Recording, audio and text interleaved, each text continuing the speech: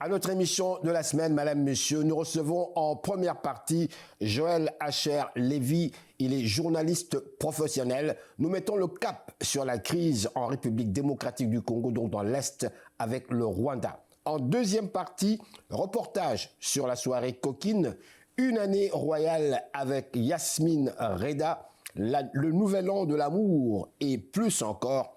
Première édition, ça s'est passé à la salle et on a aussi également eu l'occasion de rencontrer l'ambassadeur de la Côte d'Ivoire au Canada. Et nous recevons en troisième partie Sarah Diomande, l'organisatrice même de cette soirée. En quoi consistait justement cette grande soirée afro ici même à Montréal? Madame, Monsieur, bonsoir. Ici Henri Ngaka.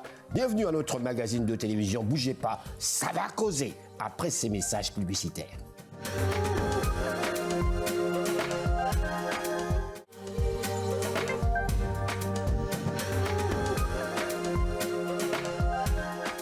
Madame, Monsieur, peut-on enfin commencer à rêver de la fin définitive de la crise militaire rwando-congolaise à l'est de la République démocratique du Congo? Madame, Monsieur, à la lumière des dernières informations officielles obtenues via les médias internationaux sur la crise militaire à l'est de la République démocratique du Congo, l'Organisation des Nations Unies, donc l'ONU, vient de voter une résolution condamnant officiellement le Rwanda en lui demandant de mettre un terme à l'invasion de ses soldats donc dans le sol, en fait, sur le sol congolais. En fait, l'ONU demande aux soldats rwandais de Paul Kagame de quitter la République démocratique du Congo au plus tôt. Joël Acher-Lévy, bonjour. Bonjour. Merci de votre présence à notre émission de télévision. C'est un honneur, encore une fois, que de vous avoir. En tout cas, merci beaucoup. C'est toujours un plaisir de répondre à votre invitation. Et j'en profite aussi pour saluer vos téléspectateurs. Merci, merci. La toute dernière fois que vous étiez passé ici, on a eu beaucoup de commentaires. On a eu beaucoup des gens qui ont regardé quand même sur YouTube. Je ne sais pas si vous avez eu l'occasion de visionner. Oui. On a été surpris quand même. Il y a eu beaucoup de personnes un peu partout dans le monde qui ont suivi quand même dans l'interview. Alors là, on récidive, puisque vous êtes quand même un invité formidable. On va récidiver. Et là, cette fois-ci, nous mettons le cap sur la crise rwando-congolaise. Je voudrais être objectif par rapport à cette crise, parce que quand même, il y a beaucoup de personnes qui nous suivent. Et j'aime être objectif, même étant congolais moi-même. Alors dites-nous, quelle est votre lecture par rapport à cette crise? J'en vais être très synthétique par rapport aux affirmations que je viens de faire ici. L'ONU a décidé. Qu'est-ce qui se passe? À quoi doit-on s'attendre au juste? Et pourquoi est-ce qu'il y a eu cette crise exactement? Bon, en ce qui concerne les origines de la crise, il faut savoir que la République démocratique du Congo, qui fait partie du bassin du Congo, a été décrétée zone de libre commerce international. Et ça, c'est on parle ici de... En 1885, lors du partage... la conférence donc, de Berlin, quoi. De la conférence de Berlin. En Allemagne, oui. Et derrière ce concept-là de zone de libre-échange, se cache en fait un autre concept. C'est-à-dire que le Congo devenait une zone de bradage de richesses, réservée à des grands groupes internationaux, à plus forte raison des multinationales, pour l'exploitation de ce bassin du Congo dans le cadre de ce qu'on appelle la constitution du grand capital international du capitalisme. Oh là, attendez un peu. Bon, justement, on parle de l'histoire avant de rentrer dans les vifs du sujet. Qui faisait partie de cette conférence de Berlin en 1885 qui a eu lieu en Allemagne? En 1885, vous avez toutes les têtes couronnées d'Europe, la France, l'Angleterre, j'en passe, l'Espagne, le Portugal. La Russie aussi était là. La Russie impériale. Les États-Unis aussi étaient là. Les États-Unis étaient là aussi. Toute la communauté internationale. Donc toute la communauté internationale qui s'est réunie sans les Congolais. Ah. C'est un élément très important. Oui, mais ce n'était pas une conférence pour le partage de l'Afrique? C'était une conférence qui portait sur le bassin du Congo. Et non sur le partage de l'Afrique comme on a dit. Sur le partage, parce que les frontières africaines ont été obtenues généralement par négociation entre puissances occidentales. Toujours sans les Africains, bien sûr. Oui, par exemple, dans l'est du Congo, c'est la Belgique qui négocie avec l'Allemagne. Au nord, avec le Soudan, la Belgique négocie avec l'Angleterre. Au sud, ouest, la Belgique va négocier avec le Portugal. À l'est, la Belgique va négocier avec la France. Rappelez-vous, dans l'histoire, la ville de Kinshasa-Léopoldville, en fait, c'était une ville française, alors que Brazzaville était belge. C'est simplement que Savonia de Brazza et Stanley qui agit sous le couvert de la Belgique, Du roi Léopold II. du roi Léopold II, Oui. ils vont interchanger. Ah bon? Voilà, donc c'est ce qui s'est passé. Donc les frontières africaines sont dessinées entre les puissances coloniales. Mais là, plus particulièrement, cette conférence la porte sur les bassins du Congo, dans la mesure où c'est un espace qui regorge des matières premières stratégiques. Donc on savait déjà à ce moment-là, quoi. On savait avait déjà à l'information. ce moment-là, mais dans un premier temps, il fallait constituer le capital. Il fallait le fabriquer de toutes pièces. Parce que le capital n'existait pas du tout. Ça n'existait pas du tout. C'est à partir de la campagne de l'EVA, du caoutchouc, c'est là que petit à petit, ils vont tirer la plus-value dans le cadre de l'exploitation avant de passer aujourd'hui à ce que nous appelons l'industrie, la deuxième industrie qui repose sur les minéraux. Là, c'est à partir pratiquement lorsque le Congo passe du statut de l'État indépendant du Congo au Congo belge. C'est-à-dire Donc on parle ici de 1885 jusqu'en 1928, disons, non, je pense bien. 1908. 1908, pardon. Oui, 1908. Où le Congo devient maintenant le Congo belge. Le c'est bien Congo ça? belge. C'est en ce moment-là que, effectivement, les minéraux commencent à jouer un rôle très, très, très important. Avec la constitution de l'Union du haut minière Katanga, du Katanga, oui. qui est en fait un holding de la Société Générale de Belgique. Rappelez-vous, quand la Belgique a été créée artificiellement, c'est-à-dire qu'on a pris une partie des Pays-Bas et une autre partie de la France, un bout de l'Allemagne, où il y avait des catholiques. On a formé la Belgique. Ce sont les Pays-Bas qui vont attribuer, donner à la Belgique ce qu'on appelle la Société Générale de Belgique. Qui est une banque qui va en fait gérer les fortunes des familles royales. Des familles royales et de la grande aristocratie financière.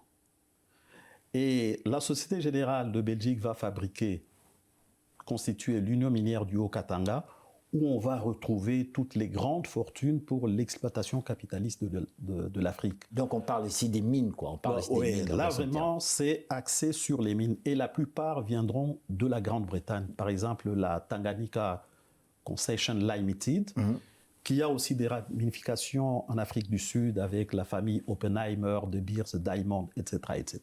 Bon, on va aller vite parce que malheureusement, le temps passe très très vite. Vous avez mentionné en fait l'époque coloniale, rapido presto. On arrive, on va faire un petit aperçu vers 60. Que se passe-t-il? Pourquoi est-ce qu'il y a cette crise qui existe lorsqu'on parle ici de la crise du Katanga? Parce qu'il y a eu une crise militaire, il y a eu des morts, comme ce qu'on vient de voir là dernièrement avec le Kivu. Rapido presto. Ok, rapido presto, qu'est-ce qui s'est passé en fait?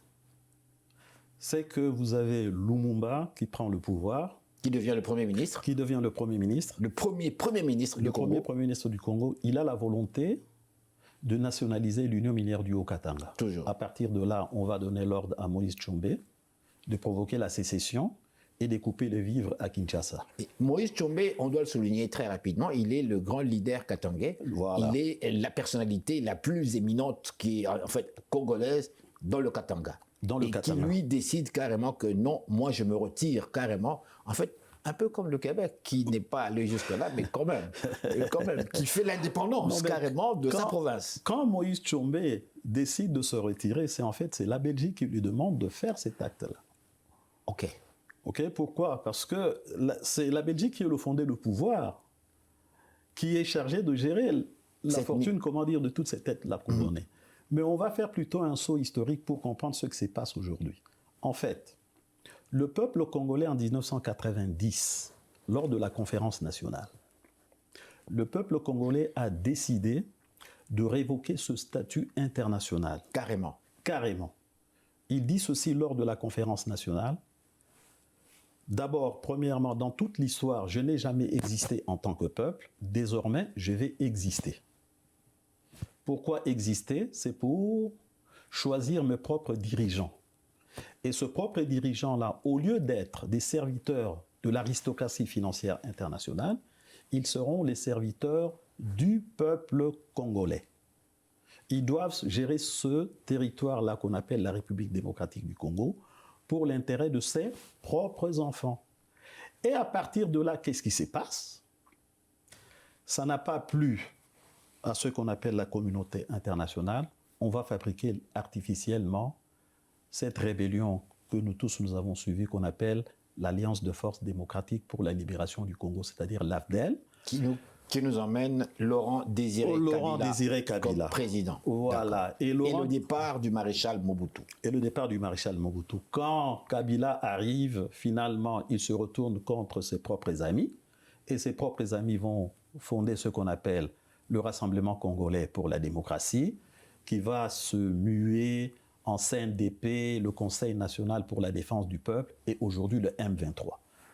Donc, ces gens-là, ce sont en fait des bras armés, des multinationales, qui ont confié un rôle très important à ces bras armés à travers les pays voisins. En fait, pourquoi? C'est pour prendre, pour avoir une mainmise sur les richesses du Congo. C'est ça la lecture. Tout ce qui est présenté aujourd'hui au niveau de la presse, oui, c'est un problème ethnique. Non, ça n'existe pas. C'est un problème qui a été inventé de toutes pièces. Et pourquoi? Maintenant, vous savez vous-même que quand il y a une guerre, c'est pour des raisons économiques. Alors, que va faire la propagande? On va enfumer l'opinion, lui présenter une autre réalité qui n'a rien à voir avec la véritable réalité. La preuve en est que, aujourd'hui, que fait le M23 ou l'AFC de Corneille Nangaa? Ils occupent des territoires où il y a des mines. C'est tout. Où vont ces mines-là? Mais ça passe par le Rwanda. Et le Rwanda va le revendre à qui? À des multinationales. Rappelez-vous, l'Union européenne a signé un contrat, une convention avec le Rwanda pour l'exploitation, pour le commerce des terres rares. Ça devrait quand même allumer l'opinion.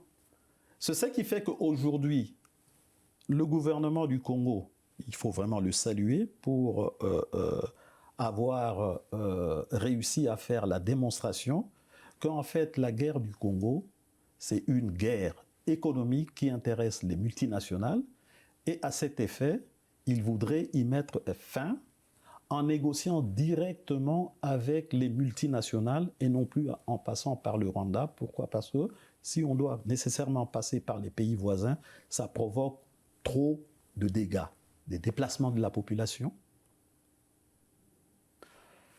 Donc, ça veut dire ceci, c'est que le Congo devient un espace de destruction, non seulement de l'environnement, mais un espace d'extermination de sa population. Vous avez vu tout ce massacre-là. Pourquoi on tue des gens? Un espace de pillage. Où vont ces richesses? On dit aux Congolais, vous êtes riches. Oui, ils sont riches, potentiellement, parce qu'ils ont des richesses. Mais est-ce que ça leur bénéficie? C'est là l'enjeu fondamental. Et le peuple congolais qui a pris conscience de son destin dit à ses gouvernants, écoutez, nous avons des richesses, ces richesses-là doivent nous bénéficier. Voilà l'enjeu fondamental de la guerre du Congo.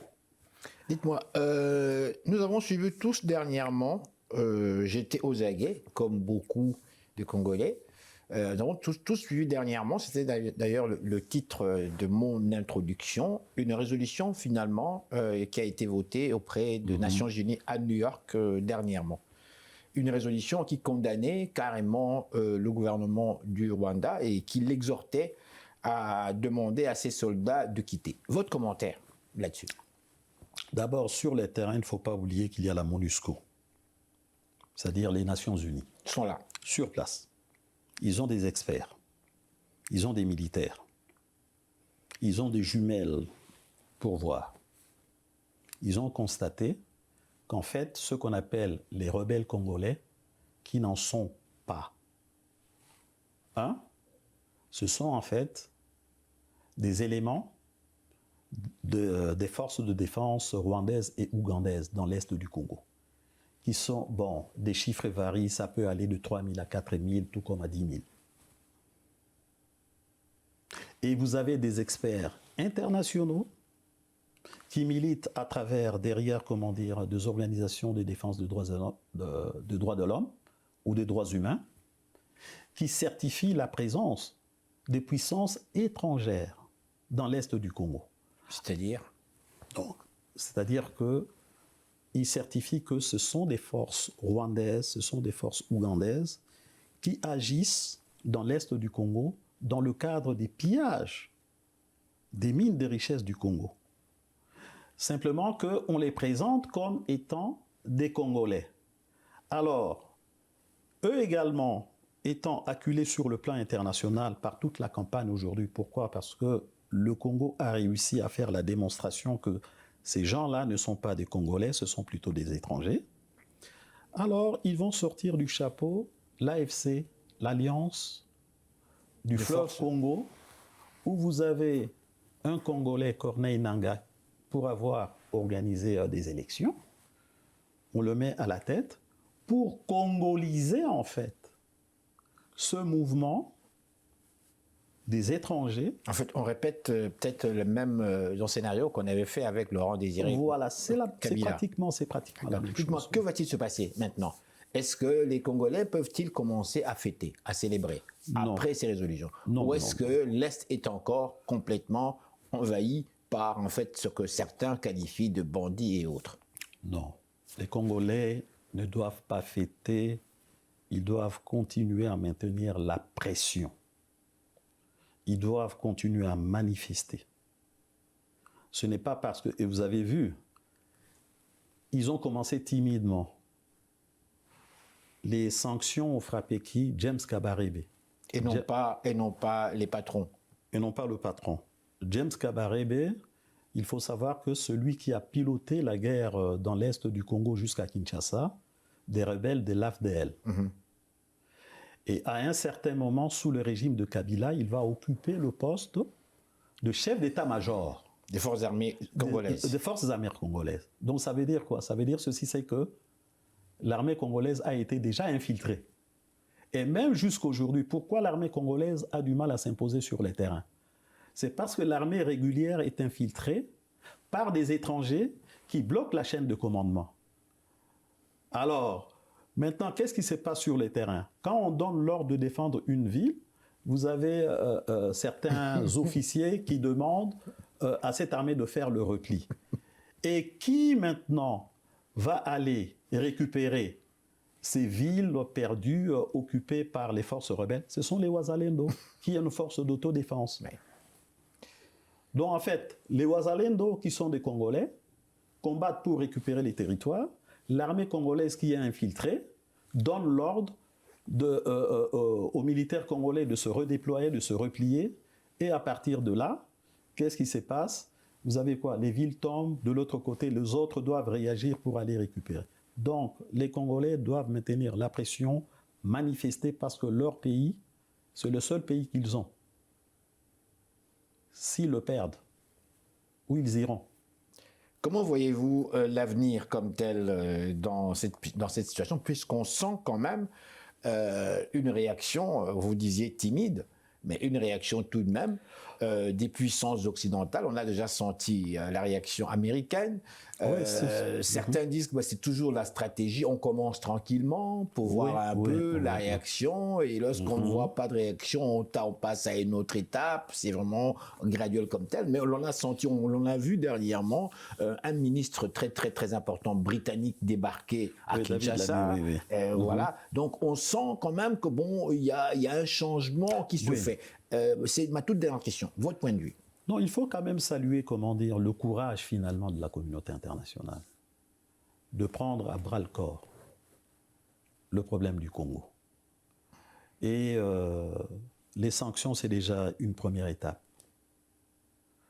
C'est sûr et certain que petit à petit, les puissances voisines du Congo vont commencer à se redéployer sur leur territoire.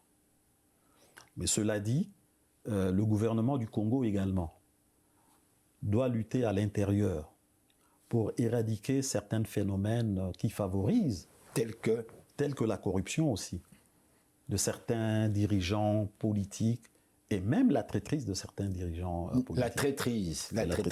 C'est un autre sujet, ça. Comment expliquer la traîtrise? Est-ce qu'on peut parler ici vraiment d'amour de sa patrie comme tel? Ça existe encore? Ou bien c'est plutôt l'argent qui compte? Non, c'est maintenant que l'on commence à voir qu'il y a une nation qui veut exister, qui a cette volonté d'exister en tant que telle, et qui dit au reste du monde, surtout la nouvelle génération, là, qui dit nous avons un pays, nous avons un territoire, nous avons des institutions, nous voulons exister. La preuve en est que, regardez toute cette jeunesse-là qui demande des armes pour aller combattre l'ennemi. Ça prouve qu'une nation est en train de naître. Parce qu'une nation, c'est quoi?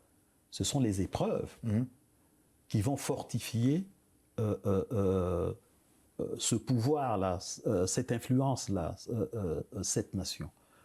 Donc ça fait que la jeunesse congolaise étant debout, qui va manifester et même qui va casser une ambassade, parce qu'une ambassade, c'est un territoire étranger dans un pays d'accueil, qui vont manifester devant les ambassades occidentales et même jusqu'à les vandaliser. C'est à partir de là qu'ils se sont dit « Oh, il y a quelque chose qui ne va pas » et nous devons intervenir et changer la situation. Donc on peut parler ici donc d'une éveil africaine, congolaise en 2025. Oui, tout à fait. Je dois vous dire merci. Merci. Vous avez un mot à rajouter? Allez-y. Le seul mot que j'aimerais ajouter est celui-ci.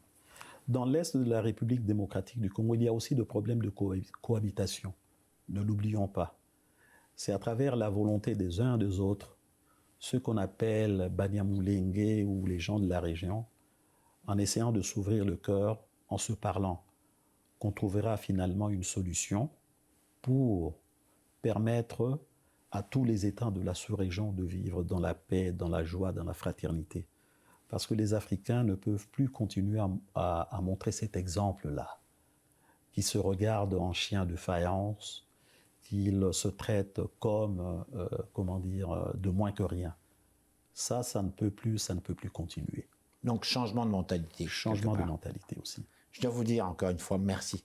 Merci Henri. Merci. C'est toujours un plaisir de participer à votre émission. Et pour moi, c'est un grand honneur et ça me touche beaucoup. Merci. Alors voilà, mesdames, messieurs, restez là. Nous sommes de retour tout de suite après ces réclames publicitaires.